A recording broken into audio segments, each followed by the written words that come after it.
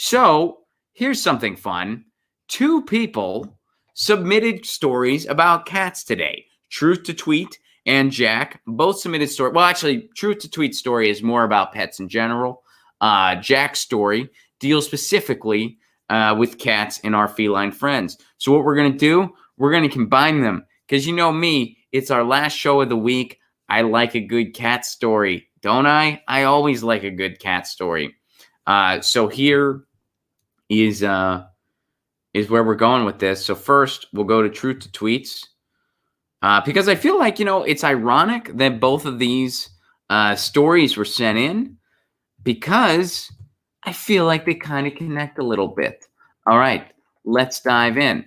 So pets are critical for older adults. That's a new study that Sarah Zeff Geber is contributing to here over on Forbes.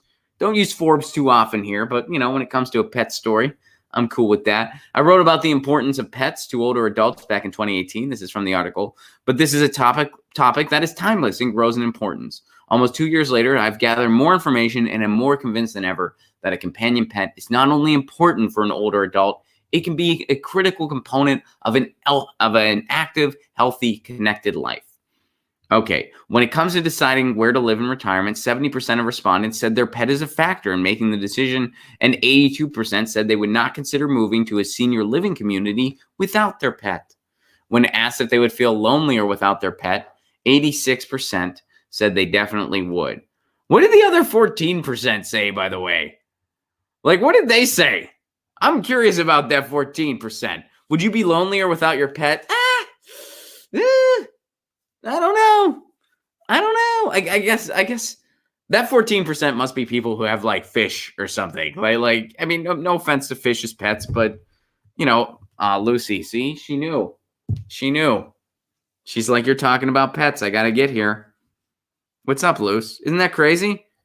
She heard pets and she jumped in my lap. She gets it. She knows. She's like, I'm on, right? We're doing a cat story. This is me, right? The article goes on to say over 60% of elderly people with pets, they have dogs. And then close second is cats with about 50-some% there. But, they're saying as you're older, pets, their companionship really helps you a lot. It contributes. And that's something that I think we have found with all ages. There's studies out there that when kids have pets, it helps their immune system because they're around these fur balls all the time. It builds up their immunity. And I feel when you're older, it helps extend your life, I feel like. Because, you have this companion. It keeps you going. It gives you, a lot of elderly people, as they get older, the biggest thing that they need is a sense of purpose. They need, a sense of purpose. When my grandmother was not able to live on her own anymore, I was strongly encouraging my parents to find her a good retirement community. And I told them, and, my parents were a little more OG about it, where they have this stereotype of assisted living facilities where they're all just these, places that are neglecting the residents and not caring for them and taking advantage of them. And of course that happens. That still happens today. But a lot of assisted living facilities are wonderful places that give elderly people a sense of community. It gives them a lot of their independence back, and it gives them a high quality place to spend their remaining days. And you just got to do your homework, right? And I told my parents this, and my parents kind of fought it. She was living with them. And it was difficult for everyone involved, because she felt like her independence was gone. They kind of, it was kind of a little bit of a burden on them. In some ways, it was like having a kid again. So it was difficult. And eventually they found her a really good facility where she made new friends and she had this sense of purpose, and she befriended a lot of the people who helped take care of her. And, she's no longer with us. She lived to the amazing age of 101 years old. Rest in power, Grandma. But, she had, I think, a happier end of her life than she would have had otherwise. because she was in this great facility. Now, my grandma didn't have a pet because she never had pets growing up and she was kind of scared of them. But Lucy, she liked you. You were like one of the only animals she liked. She almost pet you at one point. I don't know if you remember it, but great grandma almost pet you. And it was because Lucy just knew that she was afraid of her and she stayed away. Like she would keep her distance. Like she would hang out in the same room with her, but she'd be on like the other side of the couch or something. Like it was like Lucy got it.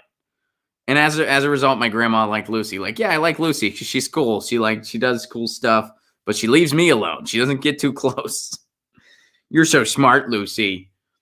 But anyway, so when you're older, this this really enhances your quality of life, and new studies are showing that. Well, here's a study that Jack shares. Speaking of older people who, have more behind them than ahead of them, and cats, Jack wanted us to know about this. Here's an interesting component here. This is from the Washington Post. Compelling new evidence that your cat might eat your corpse. Now, I thought this was something that we just kind of knew would eventually happen, but left alone, a human corpse will be feasted upon by maggots. Also, depending on the circumstances, by a cat. I am fine with that. I'm fine with that. I don't. Look, I hope to have cats for the rest of my life, and it's very plausible that at one point, I'm going to have a cat.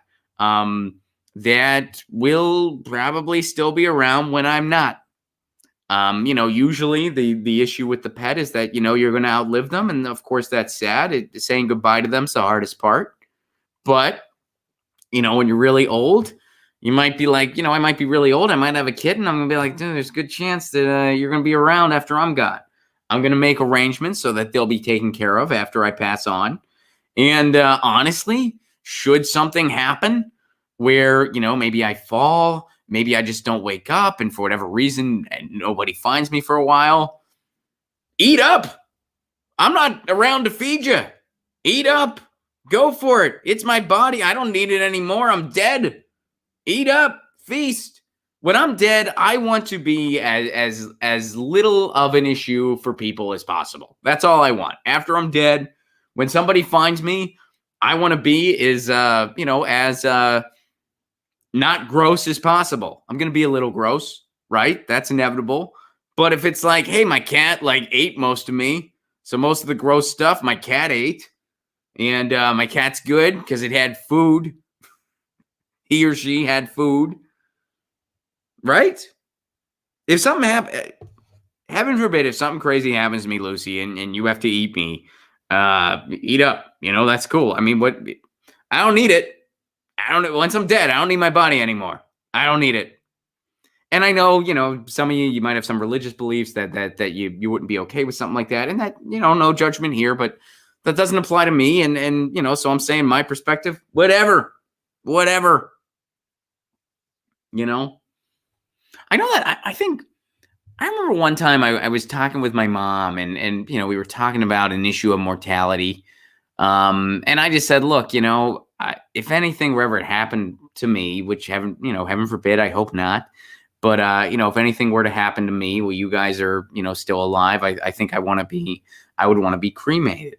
And my mom was like, oh, I can't do that. I don't believe, my family's Catholic. So I don't know. I guess in Catholicism, there's an issue with cremation. I have no idea. I don't, I used to work in a funeral home when I was a kid. So I guess maybe then I should be against cremation because it hurt my business. But I'm just like, I don't need to take up any more space. Just, I would be like, give my body to science. I think there's a way you can sign up to do that where you're just like, yeah, give my body to science or let my cat eat me. Honestly, that's, in fact, I think that might be my favorite. Like that would be among the best uses I could think of for my body. Give it to science, see what they can do with it. See what they can find out. Or just share it with the stray cats. I want all my feline friends to be well fed. And if I can, whatever, that's going to be my thing. Be either science uses it or give it to all the stray cats. And if my cat's still around, let them go to town. It's your body. You don't need it. But Washington Post, your feline might eat you. Dogs, on the other hand, they won't eat you because they're more loyal. Well, maybe cats just get it. Maybe cats are like, you're dead. You don't need this anymore. I might as well eat it. You're not going to give me a treat anytime soon. Might as well eat you. Maybe it's like a respect ritual. By eating you, it's like you're becoming part of them.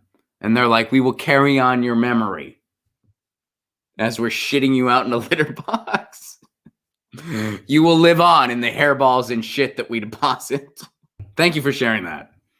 I appreciate that. That's really is serendipitous the right word there? But that's interesting that 2 pet stories were shared today, and they kind of connect elderly people and pets. And hey, when you die, your cat might eat you. Boom. Happy Catter Day, because this clip will probably drop on a Catter Day. You know it. Get your news on with Ron. Don't you want to know what's going on? We're getting our news on today. Get your news on with Ron. Don't you want to know what's going on? We're getting our news on today. Yeah, yeah, yeah. You can tweet me an article at Ron Placone. We'll go through it together and make it our own. Get your